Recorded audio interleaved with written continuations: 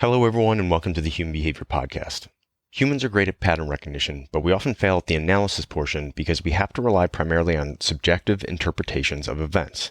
So, this week, we are talking about the difficulty in determining when a situation has met a threshold for action, and we give you some basic takeaways that you can use to determine when it's time to intervene.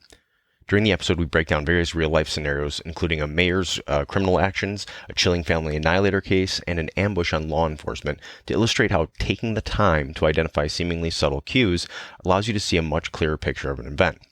We explore the often overlooked shifts in behavior that can lead to catastrophic outcomes using natural patterns in high-profile cases like Chad Dorman and Misty Roberts as examples. You'll learn about the role of attribution errors and the necessity of adjusting your baselines to maintain accurate situational awareness, particularly in high-stakes environments like law enforcement. Finally, we delve into the importance of critical thinking and adaptive strategies in understanding human behavior. By examining historical precedents and concepts like Darwinian evolution and power dynamics, we discuss how to reassess and correct harmful patterns. The episode also emphasizes the significance of time, communication, and seeking feedback to navigate unpredictable situations effectively.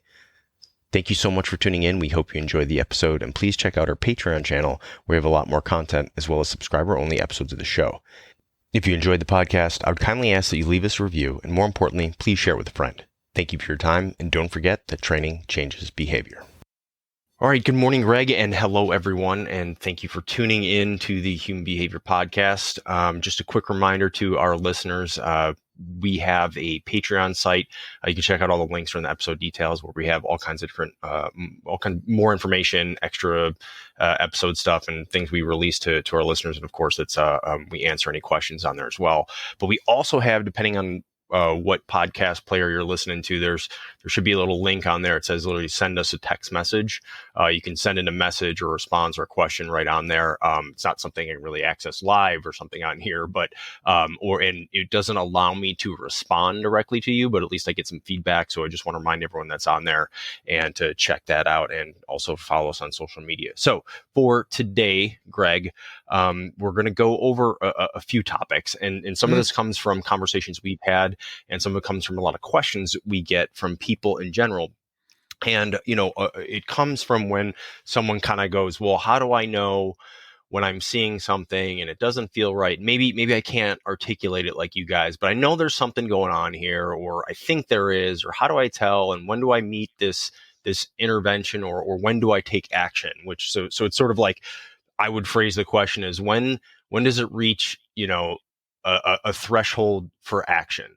And, Right. and so that's a tough one. And so the other one is, in general, as human beings, we kind of don't know what to do with information sometimes. We're really not good at it. So we're really good at the pattern recognition part, and not so great at the analysis part, right? And that's the most important part. That's where things go wrong, because we kind of lack a fundamental understanding of how we process and perceive information. Right. And there's also sort of this temporal element to everything. There's a time element with everything. So what I kind of wanted to go over today is that when we've covered things where, like, what seems normal or typical and how to describe that, but really when am I supposed to recognize that there's something that requires some intervention, or there's something that I need to do, and what do we do with information, and how do we categorize it? So there's a bunch of things in here that we're going to get to when it comes to that, when we talk about HBPRNA, the analysis part, and when it sort of meets that threshold. Because looking back, we use different case studies and different examples. Some are obvious, some are not obvious. We take them from all over the place and all kinds of different situations to really give people understanding. And a lot of times people go, well, yeah, that's great. Like, looking back, you can pick all this stuff apart, but like, that person at the time, how are they supposed to know that? And that's a legitimate thing to say. But there's a lot of them you could have intervened, you should have noticed, and there's reasons why they didn't, and there's reasons why they sort of either stepped over their own sort of intuitive feeling about something, or gut feeling, or instinctual response to say, oh, it's probably nothing, right? And that happens all the time, and you're never going to have all the information. So of all these topics, I want to throw to you, because I know you have a few examples to bring up, and we can jump into it from there. But the big sort of takeaways I want to get is understanding that it can be complex, but it isn't. If you look at it correctly, if you look at how to understand some of the situations you're going to talk about, that we can then know if I'm in that moment, I can go, hey, wait a minute, this is one of those things those guys are talking about, or this seems a little bit different. I need to investigate this further. Does that kind of make sense, Greg? No, it's spot on. And so it's down to what Brian always tells you, folks. It's how to look. It's not what to look for. It's how to look. And for example, right now you should be looking at my 1983 Greg outfit. I look like David Byrne. Watch out. You might get what you're after. Cool babies. I mean, do I not look like the Talking Heads? I just noticed that on the camera. So what we're going to do is we'll break it up into sections, right? So the first one, and there's three that'll make this abundantly clear as we talk about different things. So the first is a position of trust issue. So just a couple of days ago, you had a 42-year-old Misty Roberts, the former mayor of DeRidder, Louisiana, and she resigns just before she's arrested for rape and contributing to the delinquency of a minor. Important caper, and it's a type of caper like teachers sleeping with students that we need to get after. The second being a family annihilator in Ohio. We had Chad Dorman last year that just got sentenced, but in Alabama just a couple of days ago, we have Brandon Allen Kendrick, who has 5 counts of capital murder against him, a mass shooting at his grandfather's property in rural Alabama. How does that happen? How does a family annihilator, and in both of those instances, the Dorman and the Kendrick, the shooter's still alive, but everybody else is dead. And then the third, and this is to contrast and compare, this is how we build a baseline for understanding how to look at something, is an ambush scenario. And we just had it in Lake County, Florida, where Master Deputy Harold Howell, I apologize reading, and 2 others entered a house during an unknown trouble call. He was shot dead. They're injured and in the hospital right now. But the important thing about the caper is it was set up as an ambush. It started as an ambush. It didn't turn into an ambush, which is an important differentiation. So if we just take a look at those 3, Brian, and we compare them, what we've got now is we've got anytime a person in a position of trust is sleeping with a student or a Boy Scout or Girl Scout or somebody in there, then we've got the second one, which is anytime that we have a situation where a family annihilator and everybody looks back and says, well, we never knew, is what they say at the beginning. And then they go, well, there's all these leakage signals. And then finally, the ambush type scenario where something goes horribly sideways so quickly. And guess what? We always say, well, nobody could have predicted this. And I don't think that's true.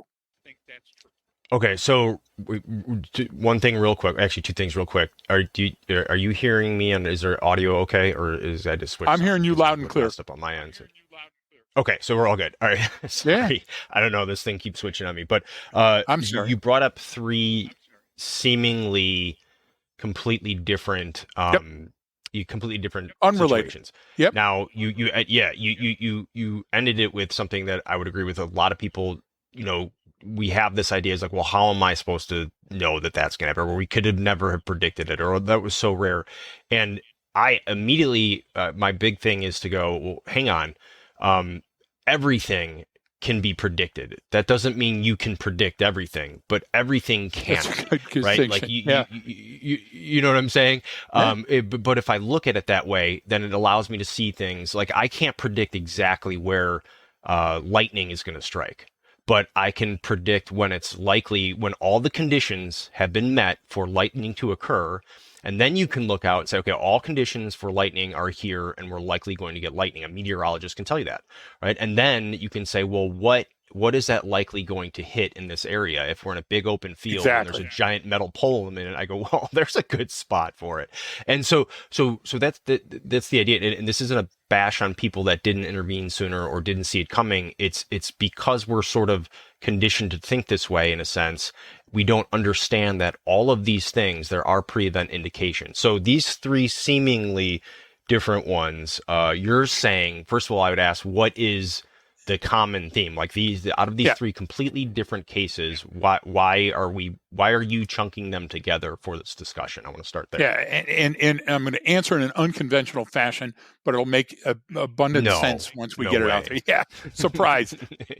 I'm back to the talking heads. So listen to me. We are too close to situations to judge them because we get the pattern recognition, but we fail on the analysis. And this is what Brian just told you about. So even nature continues to nudge us to tell us things are about to happen to allow our predictive analysis. For example, dawn and dusk, they repeat. Why does dawn come up? Dawn comes up, hey, fresh new day. Let's get started. Let's get out there. Dusk, hey, things come out at night. We don't want to be out there and get eaten. Why do the seasons change? Okay, well, we have to plant now. We have to harvest now. So everything in the world is designed to cue us in to certain things, right? But when we get too close and we get busy with non-survival essential things, then our brain goes, well, shit, they don't need me anymore. I'm going to go rest. And your brain becomes dormant to these cues, to these inconsistencies and incongruent clusters of cues that are right in front of you. And so what's the same about all of them? Well, let's take a look at Ohio, one of the two that I briefly discussed about the family annihilators is Chad Dorman. And Chad Dorman just got, folks look it up. It's a big caper that happened a year ago. He just got convicted of a number of life sentences. He killed his three sons. He shot his wife. She ended up living. The daughter runs across the street. You all remember it. And the Clermont County prosecutor says this was lightning from a blue sky. There was no way we could have predicted this incident happening. Okay. Now, when we go back to the ambush at Lake County, Florida, these were coppers that were responding to a call that never in their panacea of wildest dreams said, hey, wait a minute, somebody might be setting us up for an ambush. Even though one of the neighbors said, I don't know what's going on in there, but they kept trying to lure us into the house. And this was seconds before the coppers made entry to check on the welfare. And in the first one I talked about, which is the third one I'm talking about now, with Misty Roberts. Okay, she's a mayor. She's 42 years old. Why in the world nobody in that position would ever predate on a kid and have sex with the child or lure a child into an inappropriate relationship? So what's happening is our attribution error here is that we say, well, this could never happen. And therefore we blind ourselves. If thine eye offends thee, pluck it out. We blind ourselves to the possibility, Brian. And once we do that, what happens is our baseline becomes solidified and we don't add the right things or remove the right things. People forget, Brian, that you have to take things out of the baseline when they don't fit, when they're conclusions that aren't logical and reasonable. So this is, part of when we get into it's extracting normalcy for your environment and internal versus external baselines, and what is my known, what am I comparing this to? And so what happens over time, especially with like your family annihilators, especially with the mayor, the woman in position of trust, or it's a teacher or whoever predating on a student or a child, that sort of baseline shifts. And so we're looking at it right now today when, especially the family annihilator one you brought up, it's like, okay, well, this guy was schizophrenic and he would consistently stop taking his meds, and then this happened, and then this happened, and then this happened. And so what it becomes is we're no longer comparing it to something typical, that the baseline has shifted. And this is what people talk about, even just like normal, what in psychology is called like habituation, where you start doing something and then you get less novelty from it, less stimulus. It's like next thing you know, you're on social media for 12 hours a day and you didn't even realize that until you had something show you. You know what I'm saying? So that can happen over time. And so that becomes very difficult to do. And because we simplify things, like I was having a discussion with a friend one time, and they're like kind of just trying to like just literally just try to learn more about how we see the world. And he's like, so you're telling me that, guy that just the bartender just served us a beer could be a serial killer? I go, it's highly unlikely, Yep. But yeah, it's completely possible. He was like, whoa, they're so friendly. And I was like, everything you're attributing to him means nothing. It means this in one interaction that lasted 90 seconds, and you're trying to figure out something from that. You can't. You need to have time, and you need to have observation. You need to look at things. Exactly. And so and the reason why I bring that up is because that baseline changes over time and it's slow, steady changes, we're less likely to notice it. And that becomes why it's sort of this seemingly bolt out of the blue. It's like, well, I had no idea that could happen here. It's like, well, no, Yeah. it can happen anywhere. It's Exactly. unlikely, but it can. And so that's how am I how do we get past that, right? How do I Yeah. take those initial, like, because and I brought up the temporal element, the time element, and all of this, but like for the law enforcement one, the one example you gave about the ambush, it's like, what are they supposed to do? They just got there. You know what I'm saying? Like they had no I get it. history about So this family, let's and they had unpack no, you know those. what I'm saying? Yeah. So let me take you on a history tour. It was 1997, and I was having a discussion. I was a supervisor as a copper, but a road supervisor, not stuck up in the coop all day. And I was talking to a detective that I admired and respected up until this conversation. And this just lost a couple of steps. It didn't lose me forever, but it was about Mary Kay Letourneau. And Mary Kay Letourneau is a 34-year-old teacher who is banging a 12-year-old student. Now, that wasn't the part that we were talking about. We were talking about that when poor Mary Kay Letourneau gets let out of prison on a probation parole style situation just a few months after going to jail, she's going to learn her lesson. She's caught by road cops in a car down the road with the same student. She ended up, Brian, having 2 kids with them. And I don't want to speak ill of the dead because she died of some horrible shit very recently, very young. But the idea was that listen, she was given a number of chances and she could not keep away, and she went back to it. Do you honestly think, and this is what the argument was over, do you honestly think that she was making out and making meetings, and this was before texting and stuff, so there had to be notes and written things and clandestine meetings. Do you honestly think that nobody noticed a difference in this 12-year-old? Are you honestly telling me that Mary Kay Letourneau's husband and her friends and family didn't notice the change? Today there was an article about, hey, let's outlaw black clothing in schools because black is a depressing color and that's going to change school shooters and people from committing suicide. How about we look at the science here for 5 minutes? Do you get what I'm saying? And do a test. Letourneau gave cues, Brian. So look at those cops that were newly on the street, and somebody's going to go, "Hey, listen, you're talking about something with the memory of these cops. You better tread on thin ice." No, I won't tread on thin ice.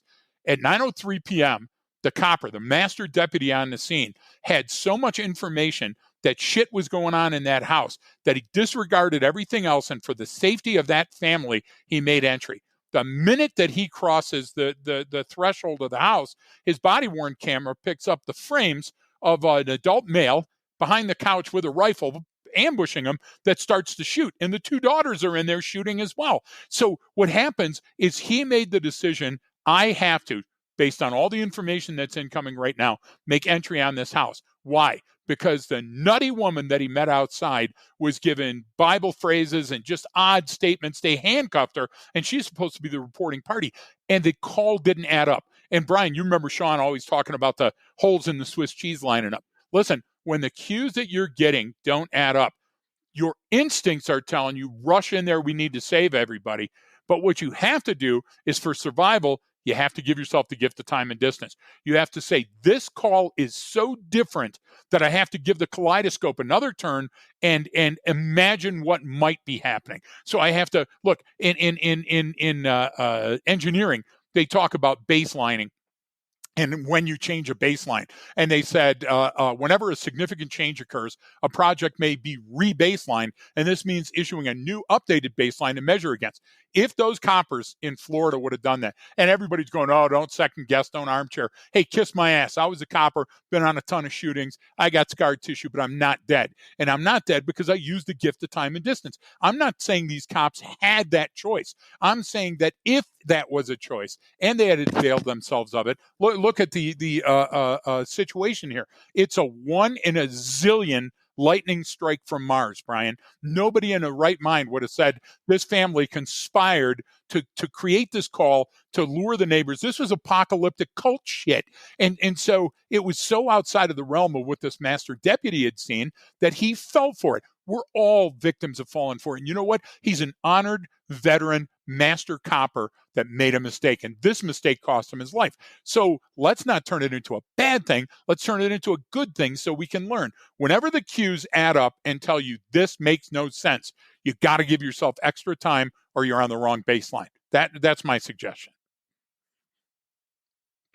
That I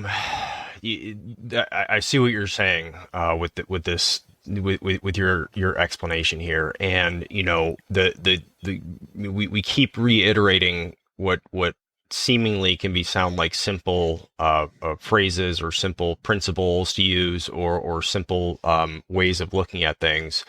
And, you know, it sounds intuitive. It's like, okay, yeah, that makes sense. I mean, all kinds of people talk about, yeah, you got to create some distance. You need more time, you know, but we don't actually get into how to do that. And this doesn't, you know, a lot of people don't get into how to do that because they don't technically know, right? It sounds like we can do that. It sounds intuitive. Anyone we brief or talk to or anything, they always go, well, shit, makes a lot of sense to me. I see where you're getting at.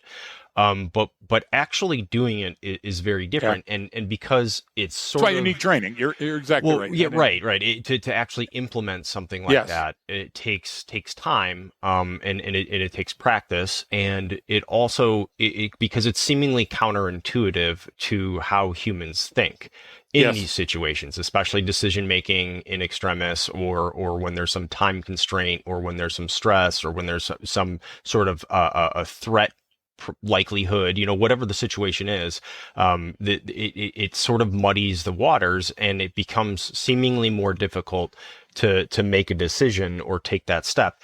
And so it never seems to meet that threshold for action.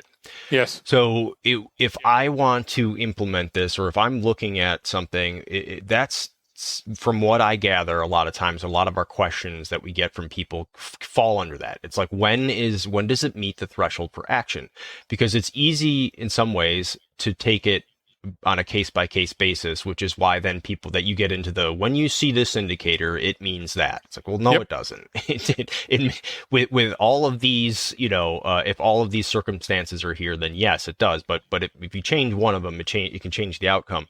But how do I know, like, what's a good measurement if I'm just listening to this podcast and I'm going, wow, this is kind of interesting, to get to that threshold for action, right? And because that's really the determined by the situation at hand. It's determined by the environment, the elements in the environment, all of the contributing factors in the situation. Because if I oversimplify it, I'll miss things. But if I kind of overcomplicate things, I'm never going to know how to look for things. I'm never going to know when it meets that threshold for action. So it's sort of like I'm caught up in this sort of cognitive dilemma, in a sense, where there's a time element. I'm here, I got called here to do something, or I'm taking a look at something. It's just a snapshot in time, and I got to make decisions quickly. And I think because people think that way, that's actually what causes these a lot of times, right? So you're kind of saying, like, we have more time than we think, or we're not looking at time in the correct manner. Is that kind of what you're exactly right on those points, and I would give you the additional point of saying it's more of a Mobius loop in my mind. So, meaning that certain things become inevitable when you press temporal and you lack distance. So the idea there is you're accelerating the situation because you think the situation is going to have a good outcome if you accelerate it. And like, I'll give you an example. That sounds so odd because, you know, I'm talking about the cop one, but let's apply that to Mary Kay Letourneau and Misty Clanton Roberts. If they would have taken a knee and said, okay, I'm 42 and the mayor of this town, this kid's 13 or 15 or 17, I'm feeding him drinks and I'm going to blow him, or whatever the situation was. And I'm paraphrasing, folks, don't get me tied down to gosh damn details. You would have said, wait a minute, Okay, this is inappropriate. This is not the relationship. This is not what relationships are founded on. And Brian, if you were to look for baseline comparisons, you would have said, I know nobody in my circle of friends, nobody that's another mayor that decided to quit and have kids with a 15-year-old. Okay, you understand? It just doesn't fit. So it's the round peg square hole thing. So what's a baseline? A baseline's the measurement of a condition, of an environment, of a situation that it's already in progress. And what we do is we take a snapshot of that at that point, at that time, and at that place. And what we want to do is we want to use that comparison over time to observe changes. And changes can rise to the level of an anomaly. When it surprises us, when it's there and it shouldn't be, when it's missing and we should see it, and those type of things get me to the kaleidoscope reference. The kaleidoscope is a constantly changing pattern or a sequence of objects that you see in an environment. But the idea is if you watch long enough and if you turn enough times, you're going to get the same pattern. But the idea is that this tube containing the mirrors and the pieces of colored glass and everything seems too much information. This is why large models of information and data can work for us, but they have to be studied. And this goes to my point of the training. You're talking about people that go, yeah, but give me 3 cues that I can look for all the time. Come to the training. And we'll give you 1,000 clues. And guess what? You can pick the ones that you want to make the 3, and they'll last your whole life. Everybody wants that list, and they want to put it on their visor. But, Brian, it just doesn't work that way. So when we look at the kaleidoscope, we have to pick it up and we have to start turning it. And if the patterns seem random and nothing's fitting together right, we have to compare that. And all the other times I played with that kaleidoscope, I saw ever-changing patterns. This time, all the blues are sticking together, and that doesn't make sense. If they would have done that in Florida, if they would have done that in Alabama, if they would have done that with the serial killers or the family annihilators, I apologize, we would not have this situation.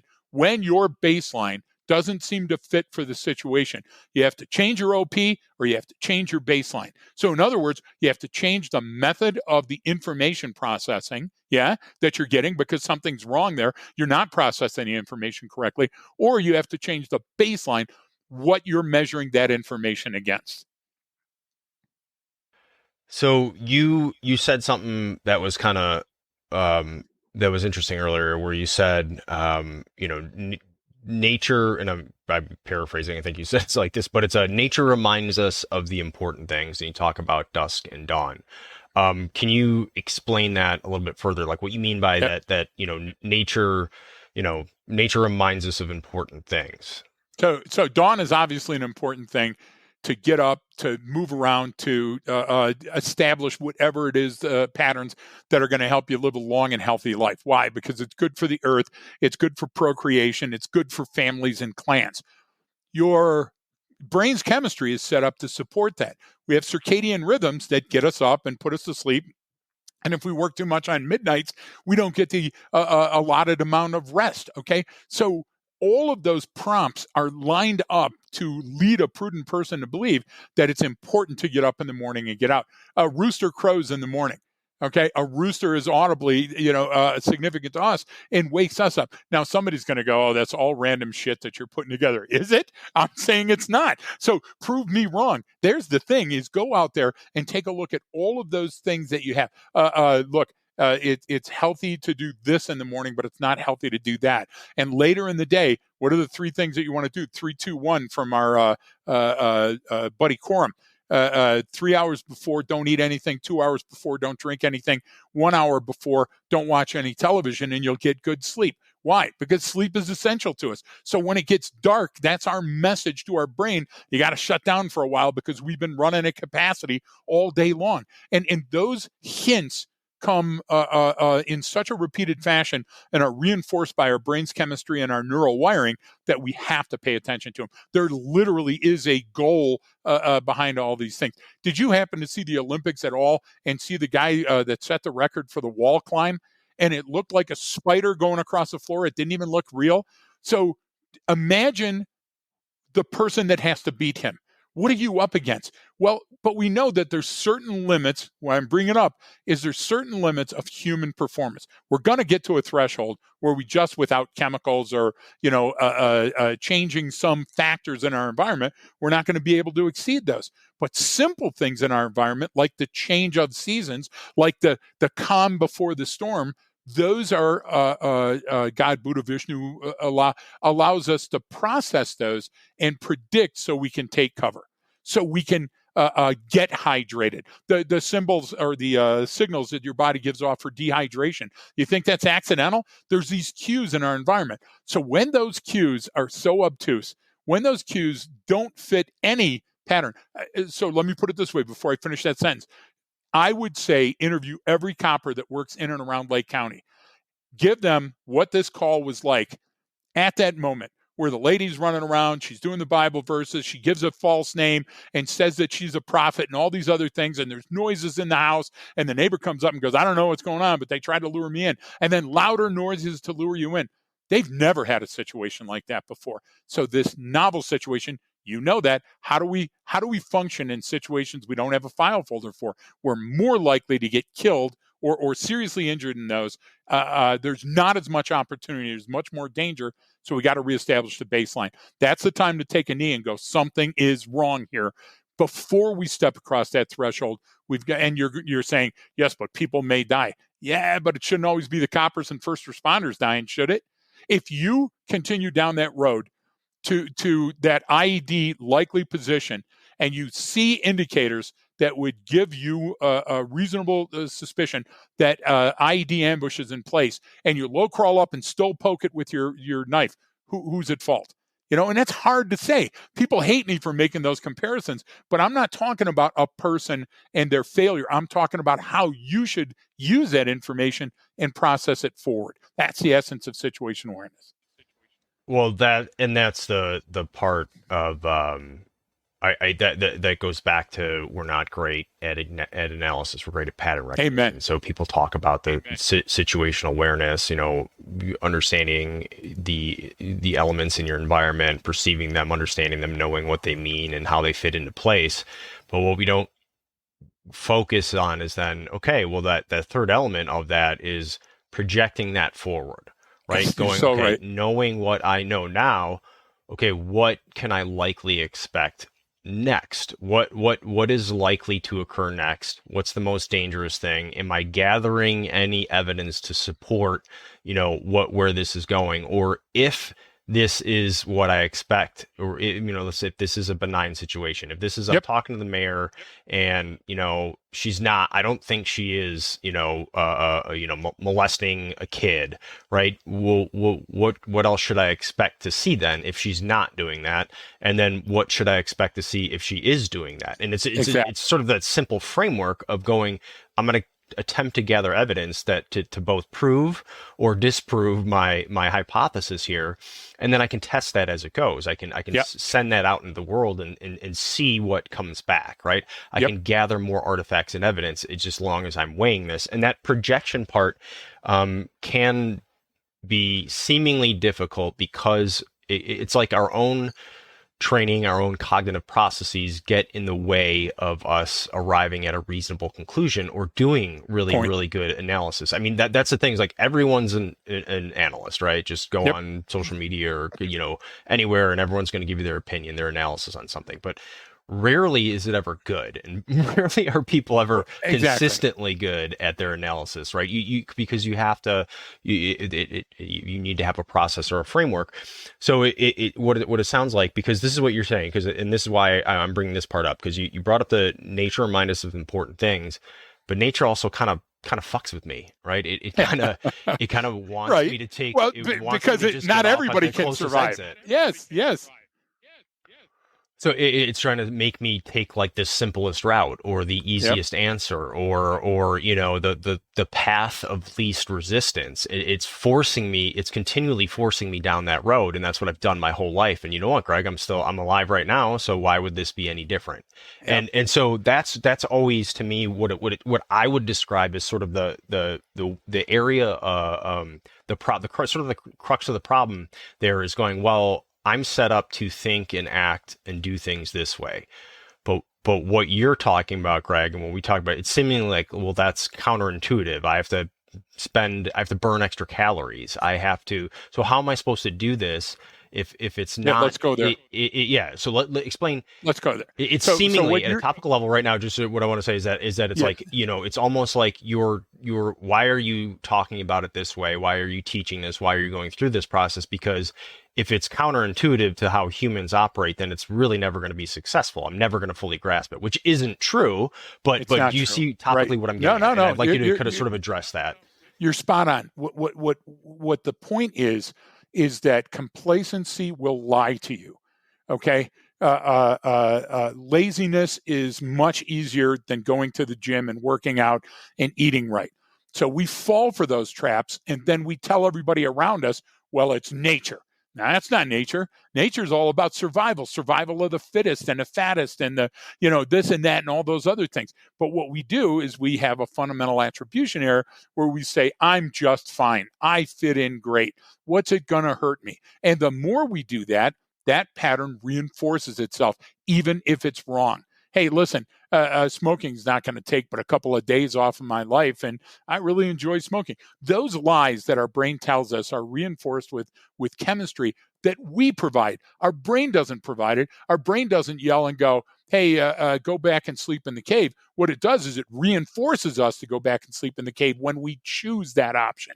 Do you get what I'm trying to say? So we have to knowingly go into that dark cave and lay down on the pillow, and the brain goes, hey, this is wonderful. And now our cortisol and dopamine start messing with us. So I'll give you an example of exactly that you can understand in the Misty Clanton Roberts caper. So I want you to understand, everybody, that these are merely allegations that this former mayor had sexual relations with the juvenile. She hasn't been convicted of anything. They're conducting an investigation.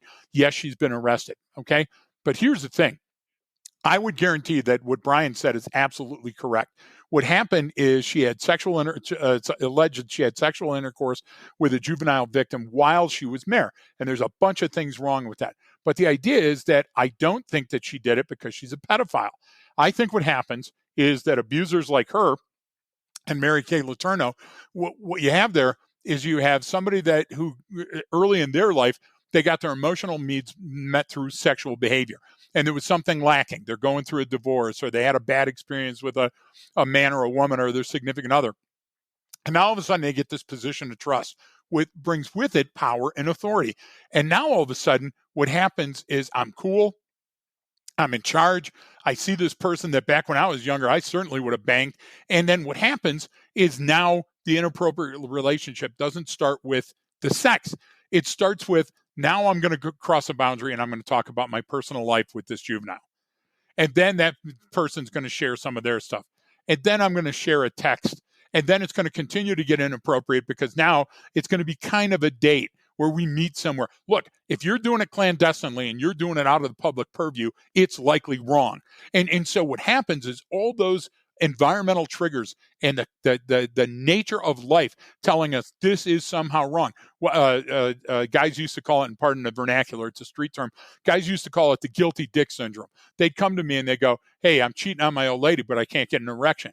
And I go, well, that's the guilty dick syndrome. What's happening is your brain and your body are telling you this is wrong. You've got a significant other. Go home to whoever that person is. So what happened with Misty, it didn't happen all at once. She wasn't in love with this person for 25 years and decided to become a mayor. And as soon as they grew up. So the same thing with the ambush. Little clues were missed. And what happens is when we step back and we look at it, have you ever seen pointillism? Have you ever seen a painting by Seurat?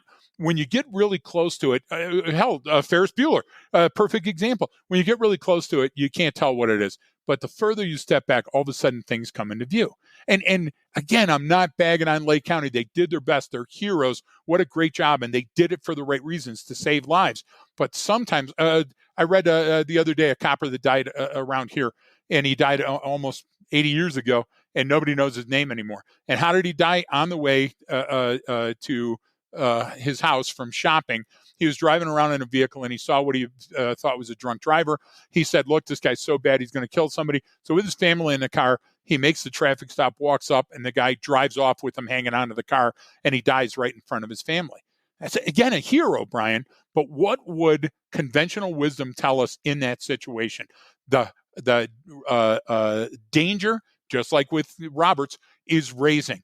And if we allow the danger to keep raising and we don't do anything about it, that level, that pot is going to boil over. And so what we have to do is we have to take those things off the heat, and make an entry into that house seemed like the right thing at the time. And upon retrospect, we'd see it wasn't the right thing. And let's go to Kendrick. Kendrick is the Alabama guy, the schizophrenic that you were talking about earlier. 5 counts of capital murder. Every single person said that he had become more and more deranged, not only over the years, but in the few days before he shot them all dead. And people were commenting on that. Let's go back to Ohio with Chad Dorman. Chad Dorman's wife said, it was a setup. All of a sudden, he started talking about the 3 boys and how much he loved them and how it's going to be hard to kill one of the boys more so than the other 2. And he kept luring him into the house and then to the back bedroom. Then he went to the closet and got the gun. And the whole time she said, it's like watching a movie. She knew what was going to happen and she couldn't. Well, I'm telling you, she's not the only one. I'm telling you, the family that staged that ambush in Lake County gave up signals and the neighbors knew. And their friends knew, and there was leakage at school. I'm saying with Dorman and Kendrick, I'm saying there was leakage all over the place, and I'm saying that with Mary Kay Letourneau and Misty Roberts, there was leakage. Now you're going to say, because Brian likes taking devil's advocate, you're going to say sometimes, hey, listen, well, these are all linked to mental illness. Yeah, we all have a version of mental illness there somewhere. What happens is that we tend to want to go for immediate gratification now, rather than waiting for things. And that's how we can get into the trick bag. And the same thing with the ambush. The woman lived through the ambush, and she's in jail now. So hopefully she'll talk more. But Kendrick and Dorman, they both lived through the ambushes as well. And we have to look out for that, Brian, because trading our lives for somebody else's lives might seem noble, but in many instances, it's unnecessary. Now, some things are unpredictable. Today, I walk out of my front door, I get hit by an asteroid. I'm going across the street, and a guy's looking down at his GPS, and he clipped me. Right? Come on.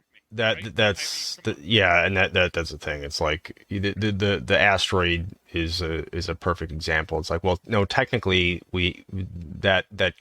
that's tracked, and they're going to know exactly where it's going to impact. Now, that information might not have gotten to you in time, but there's or I may have disregarded it, right? Exactly. Meaning having the sort of mindset of everything is predictable helps. It helps me see things clearer, right? It helps me look at this and not feel this helpless, like, well, I got to be prepared because, this could happen at any time, any place. It's like, well, no, if I look at everything as like you said, nature reminds us of the important things. There's environmental indicators that I can look for and feel and sense and understand intuitively as a human or instinctually as a human. Yep. And then the more, or practice or the better I get at it, it becomes more intuitive. But some of this is kind of like the language we use to talk about it in societally and how we justify things or how we make ourselves feel better. Sure. Like you brought up the mental health thing. It's like, okay, well, there's no real, everyone has something that is causing or some turbidity or cognitive dissonance in their life. There's something that you dealt with or haven't dealt with or deal with it as an ongoing basis. Everyone has something that affects the way they act and behave. And so sometimes the language can kind of, it isn't used in a very constructive manner to really understand these things. And like you even said, like the Darwin and the view of Darwinian view of biology and human evolution, and it's like, oh, it's survival of the fittest, and what it really meant was, species are just attempting to survive. So not that, but that's not at an individual level. That's at a species level. And it's not, when people think survival of the fittest, they think, okay, the biggest, baddest, strongest, or whatever, and it's like, no. It's the fittest is like who can adapt the best. And that adaptation can come in a number of different ways. Maybe your species needs to literally get physically stronger or bigger, or maybe it just needs to get smarter and needs to grow and develop more intellectual capability. Whatever it is, and we get down to this individual level, and it then it's not as clear because you're part of a much, much larger system. So when you look at things like that, it's like, okay, but that's as a species as a whole. So it's not really like I can just be stronger, better, faster than everyone out there and I'll be good. It's like, no, that's not possible. And so the hard, dose of reality that sort of nature can play and biology and physics can play on you is there's parameters in there. There's certain things that you cannot control. Right. And I think people believe that one of those things that they cannot control is time. And I disagree, right? Because one, language is a perfect example is because, time is sort of this construct of language and how we talk about it and how we sense it and how we experience it. But we get in these moments and they can be very overpowering where it's like, well, shit, I have to do something right now. And we got to make this decision and this needs to happen. And it often, it rarely does need to. And when it is something that needs to be acted on instantaneously and immediately, I go back to your comment of sort of nature reminds us of it, or it's so obvious, right? It's so obvious that you have to do something right now. It's kind of like you don't have to train for that. You're going to know when to make that decision.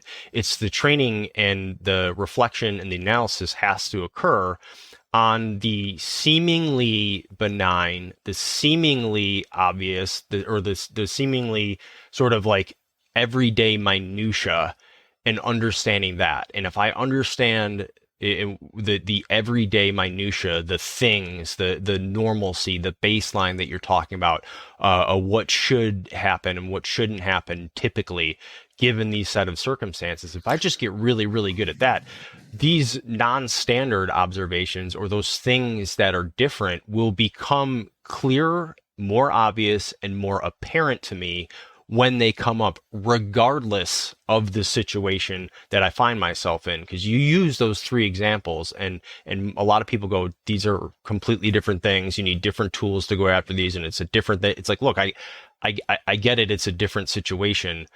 But if I look at the foundational elements and what we're talking about using those lenses, it's not, because that doesn't matter. There were certain indicators here in all Precisely. of these. And again, it goes back to, well, we have to look for someone who's in a position of power to be. It's like, no, look, some things are because that person is driven towards that behavior, and some are that you become a product, we all do, of our environment and the situation you're in. You'll see that a lot too with like, when people get famous or something like that, man, they were no one, they were this, and they struggled their whole life. Then all of a sudden they started getting attention. Now they got money. Now they got people around them. Now they got this. Now they go down this path of just like, ooh, I like this. And then one thing leads to another. And now they're predating on people where they hadn't done that previously in their life. That was a process that maybe it took that mayor or Mary Kay Letourneau years and years and years to get to that point. Exactly. And so when but then for that, it's not the diabolical grooming. I mean, and then that behavior becomes reinforced. So if you look at like what's his name, Harvey Weinstein in Hollywood or whatever, right? It was like what was he doing that when he was broke? No one had heard of him. No, he didn't have the power to do that, right? He had no ability to. He didn't have access to victims, but he didn't construct his life in a manner where that was the end goal. No, he wanted to be the big time Hollywood producer, who's who, and the big time guy, everyone coming to him. So then what comes along with that type of person or individual or behavior? Well, there's these other influences that come in. Exactly. So people don't all go down that path. In fact, they rarely go down that path, or it becomes this spectrum of behaviors, I guess, or continuum, I guess would be a better word, but where, okay, now I'm in charge, now I'm in power, now I'm getting that drunk on power, now I'm doing these other things I shouldn't. Then it's maybe just an inappropriate relationship where it's just not physical yet, but then I kind of like that, and that was exciting. My brain got a reward from that, and now it keeps going, and it keeps going, and unless some outside force acts on that, that's just going to continue to happen. But maybe I just continue to like take over every company, and I'm a ruthless CEO, and I'm a multi-billionaire, millionaire. You're not going to chase even more companies, right? Yeah, exactly. but that's all. That's all I'm doing, though. I'm not using that to sexually assault minors or something. Right. I'm just a my I get my reaction and my titillation, my excitement from this thing. So Yep. so they can sort of spiral out in different ways, and that's why I bring it up, because it's not, we try to oversimplify some of these things when we don't need to, and it's unhelpful, and a lot of the language we use for Yeah. that isn't very helpful. So let's do this. First of all, if you're listening to the sound of my voice, write down on your yellow pad 40.00. Go back to that when you're listening to this podcast. Everything else is a waste unless you hear Brian's words starting at about 40, where he talks about this and he puts it in clear, concise chunks for how to do this. Now, what I'll do is I'll go back to you and I'll say this. I'm not very profound. You guys know me. I'm an old, balding, overweight guy that's very opinionated, but I've learned some things through my life. So I'm going to give you an H.G. Wells, and that is, you are your own time machine. From the earliest parts of me teaching any of my students, I always would quote stuff like Peabody and Sherman in the Wayback Machine. Why? Because you got to get historical perspective. How many times, Brian, do I bring that up when we're talking about a new client or going somewhere or doing this? What's the historical precedents that were set? What's going on here and there? Well, those things are important, because if you're your own time machine, you can regulate time, because time is nebulous anyway. And the idea is that it's not constant, it's not consistent. So the idea is you can play with it, you can manipulate it. Science is good with that. Physics understands that. So that means you can give yourself the gift of time and distance, and it is that easy. It is easy saying, no, I'm not going through that door right now. I'm going to take cover. I'm calling more people. What do we tell kids in combat all the time? I told them, don't go into there unless, you would never want to go someplace that you can't send a drone, a camera, a bullet, a missile, a robot. You get what I'm trying to say? So why are we now changing that? And Brian, when we talk about Peabody and Sherman, I want everybody for a minute to think of the Great Barrier Reef. What happens is all this stuff, there's a reaction that starts building it, and then more dead stuff piles on, and then there's more microbes, and the sunlight hits it, and there's a reaction, and what happens is it metastasizes and metabolizes until you got this big reef. That's a baseline, and there's stuff that's stuck to your baseline that's old, that's shit, that was just you glancing at an article rather than reading the full scientific breakdown. And that stuff is not useful, as Brian says. And as a matter of fact, I would go the extra step to say, not only is it not useful, it's harmful. So you have to, like ants at a picnic, get up and shake off that gosh damn blanket that you're on to get some of the crumbs and the ants off and get back to tabula rasa. Because at tabula rasa, you can start the Etch-a-Sketch. You can start putting things back in place and going, wait a minute, this is consistently wrong. This woman being outside and this thing, it's the Lake County thing to me, Brian, felt like, when I'm reading through the timeline, the distraction for a pickpocket. I'm going to bump into you. The pickpocket's going to get close. They're going to work. There was all this street magician feel to it. So when it feels that wrong, you got to stop. And you said something at the end. I'm just paraphrasing part of your argument to give it the Hoberman, the 360 view. You said something at the end. I want to take you into the mind of a copper. A copper's never been anything. Now all of a sudden he gets a badge. And what I mean by that, yeah, you were good in high school and shit, but this is your first real job. And all of a sudden, people have to stop for you. People have to listen for you. And I don't care if you're a boy or a girl. You've got a gun and you've got a badge, and there's all this power. You can kill somebody on the street if you feel it's necessary. Congress has to come together to put somebody to death, So all of a sudden, you go up to dispatch console and you're going to get a call for the night, and the dispatcher is a same sex or other sex, whatever it is you're attracted to. I'm attracted to furries. And that person across from you says, hey, good job out there tonight. And man, all of a sudden that dopamine, and you've got the oxytocin, and you're liking that voice. And then you go out and you do something on the street and you come back in and they go, oh, that was great.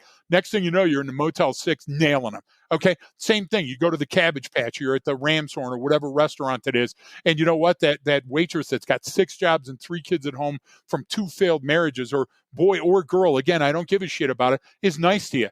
And you know what? When you go home at night after midnight, your old lady's gone, or she can't build breakfast for you, or she doesn't know what you do on the street, so you just can't communicate well. You see how that starts to form, where all of a sudden, Brian, that becomes the reality, but it's not the reality. So it's easy to cheat when you allow your emotional mindset to hijack the baseline rather than look at the facts. I'm a wonderful, loving father or mother. I'm a good cop, and that means that there's an ethical dilemma I'm going to be put into. And when these other people are nice to me, it doesn't mean they want to bang me. It means I have to be tougher and smarter and stronger. You see how that works? So I can apply these same principles that we talk about in my personal life, in my professional life, in a situation of danger or a situation of opportunity. You know how I feel about stoicism, and my daughter's a philosophy doctor. Okay. And the reason I don't like that stoicism is it only applies to my internal baseline. And you say, well, yeah, you're external because how you treat other people. No, it doesn't, because I look at a situation and I say, what is the baseline telling me? Where's the anomalies and what can I do with this information? That's my how. I don't need the why. I understand that the why is going to be present for me. That's the changing of the seasons and the dawn and why the wind blows differently before a storm and the barometric pressure drops. Those are all triggers. And we were meant to grow our brain so the barometric pressure dropping or rising before a hurricane would warn us. We didn't have the brain to do that when we were a child. We didn't have the brain to do that 500 or 1,000 or 3,000 years ago. So our evolution has to be cognitive. It has to be that we're smarter than the average bear, and then we'll be able to overcome these situations and see those cues before the situation occurs. Yeah, and humans, we have not had a software update in a really, really long time. That's so profound. And so we now have more data and more information that we have to process that we never had to before, even 30 years ago, let alone 300 years ago. Absolutely. I mean, 300 years ago, you didn't know what happened outside of your village. And maybe you heard once a month about something that occurred or whatever. But and I'm exaggerating, you still had lines of communication. There was still, that happening, but it was so much slower, which gave me more time to understand and process. Well, now we seemingly have so much stuff and so much information out there that our hardware system and our operating system is what it has always been, and that software sort of takes a lot longer to update, and it's always behind the curve, right? Just like on your phone, when it's like, oh, we released this, and then we realize, like, hey, there's all these bugs, so we got to fix it, and then we got to update it. But that update doesn't come until after something happens, right? Until there's some exposure that's been or something that's been exposed that was an issue. And it's funny because you brought it up, you gave the sort of law enforcement example from your career, and it was actually a great example of your sort of baseline shifting, because here you have all of this power and authority, and it's significant, but you've been doing it so long you don't even realize where you're at. I mean, it reminded me of even being in the Marine Corps, like in Iraq, and so we're in someone's house and they're like, yeah, these people are up to something, they're kind of acting shady, I don't like this. It's like, well, I don't know, maybe like a bunch of dudes flew 10,000 miles and walked into their home with guns, and I'm setting up claymores and doing this, so maybe that has something to do there's a little bit, right? The way they're acting. This is not typical for any human being on the face of the planet, no matter where you're at. So maybe, just maybe, that's influence. But because of this is something we were doing every single day, day in and out, like, it just was so lost on us. And that's very difficult for everyone. And I don't care what your profession is or what you're doing. I mean, that's like, that's the teachers who get burned out or forget about what they're doing. And a doctor not having good bedside manner. It's like, hey, yes, you've been a cancer doctor for a really long time. You're really good at what you do, but this is the first time this person has any experience with cancer, and it's in their body. Like, you know what I mean? It's something that we just fall victim to as humans because of all these, just because of that. That's how life is, in a sense. And so, getting back to what you're talking about time and distance and this temporal element is so, it's really fascinating and intriguing to me, and we don't have a good concept of it as humans, and I don't think we really understand how much we can influence it, which is why I love your quote. Well, it's not yours, but you are your own time machine, right? You actually you get to lay your finger on the scale. You get to process how that happened, and that can be And done where you get on and where very you get effectively or off. very ineffective. Yeah, Exactly. yeah, yeah, yeah. So we we covered a lot here, and Yeah. we talked a lot about some of the issues that impact us. But it's the big takeaway for me is always is time and distance, which we can say over and over again, and people Yeah. can say in different training that they do or how to approach things. But it's if you don't have some sort of process to know what that is, it's going to be very difficult. But it is something. I mean, I use that with the insurgent too, because she's getting older, and Yes. then she was gone. She's on Christmas or summer break, and she was just gone for a while, and she goes and stays with her grandparents, and gets to be free range kid for a while, and then she comes back home. So Free range. me and McKaylee had to have that talk, right? It's like, all right, she's coming back because she's all, we're all excited. She's home. She brings so much energy to the house, and McKaylee obviously missed her so much, and so did I. But then it was like, okay, we got to give her some space for a few days because there's going to be a huge adjustment from what she Yep. was just operated, the speed she was operating at it to now you're at home and you're not in school yet, and we have chores and we have this stuff. So it's like, we're going to give her a few days to get through all that before I start saying, all right, this is what you have to do every day. This is what, this is what I need you to do in the yard. This is what you're going to do to prepare for school. Like, no, you have to use that sort of time to go, all right, there's a transition period here. It's difficult for her. She's going to be an ass, because she's not used to getting told what to do for the last month because she's just been running around having fun. So we have to sort of ease into that. And that's sort of with everything. And we all jump to this, and we have these checks and balances that you have to sort of instill with other people. Like that one's a perfect example. Like me and my wife had to sit down and do that together.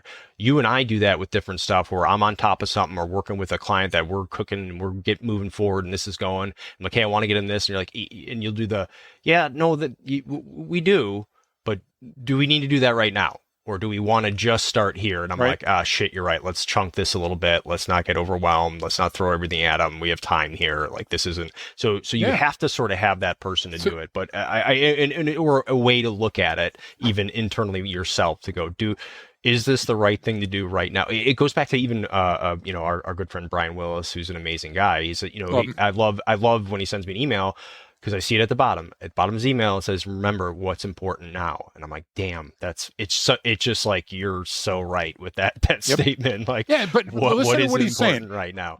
Brian, time is like a river. It's constantly in flux. It's constantly in motion. So that's why we can't just put our finger on it and hold it, because all that water behind it's got to come from somewhere, and it's going to go around and it's going to dig a channel. Look at the Royal Gorge. So you're always really smart when it comes to coming to me with ideas that I hadn't considered in that way before. And then together we put them together and we come up with a great answer, because we have answered so many really, really hard questions for clients.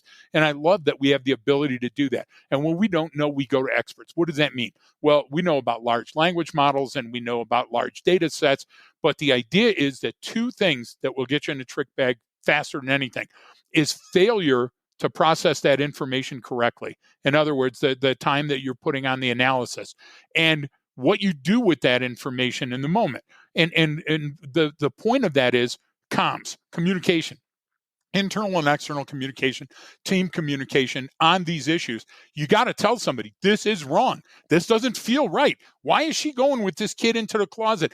But we don't articulate that. And it's not because we don't have the words or the lexicon, Brian. It's because we want to stay out of things. We don't know how to approach those things. And I'll give you just two quick examples. I know we're running over an hour, but let me just tell you, P.T. Barnum comes up with the idea of the solid Muldoon. He's in Europe. He comes back to the United States. He takes some elk bones, some monkey bones, some cow bones, puts them together with Portland cement, and he tells everybody, hey, take a look at what this is. This is some creature that's never been there, charges a nickel. Everybody comes through and sees it. And then finally, the doctor even certifies, yes, this is part human and part whatever else. He paid that guy off. That guy eventually on his deathbed said, yeah, Barnum put it up to it. So Barnum makes a ton of money on that, and it's very famous. What does he do?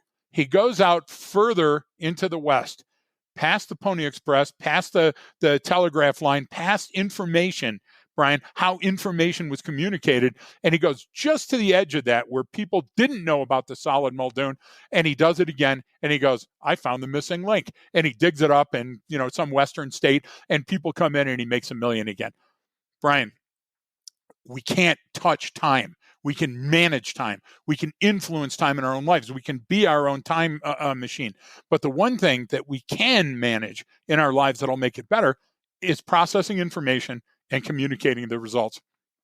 That's how predictive analysis works. I tend to see this pattern. I've analyzed it, and it leads me to believe that we're in a shit sandwich, or it's coming up gold, or whatever else is going on. In each of the 3 situations we talked about today, if somebody would have communicated their suspicions, you would have found out what was going on before it occurred, and perhaps been able to mitigate it. Perhaps, because you never know, right? I mean, but I would rather have the chance, and take the chance than not have the chance. That's the thing. You're working with probabilities and likelihood at that point. So I'm always going to take something that I want to increase my odds every time. Well, and not just statistically. That increase my odds. Right? Historical perspective has to come in.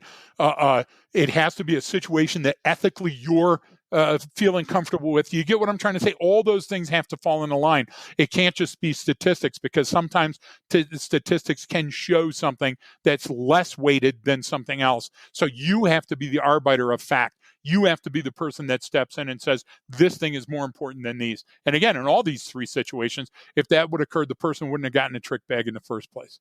And it's my just personal opinion on that, and my professional opinion, as a matter of fact. All right. Well, we covered a lot today. So if you're listening, if you're still at the tail end of this, please reach out to us with any questions. Obviously, you can always go to the Patreon site as well, and reach us on there. We've got more information on there. And we'd love to get some feedback, or what you thought, and what you liked, what you didn't like, or need us to clarify something, because we can always do that. And hopefully got some good takeaways on this. And any other final words, Greg? Yeah, everybody in Lake County, you're a hero. I'm sorry this situation happened to you. Other coppers in the nation, let's pay it forward. On duty roll call. Let's not get in a trick bag. All right. On that, thanks everyone for tuning in. We hope you enjoyed the discussion, and don't forget that training changes behavior.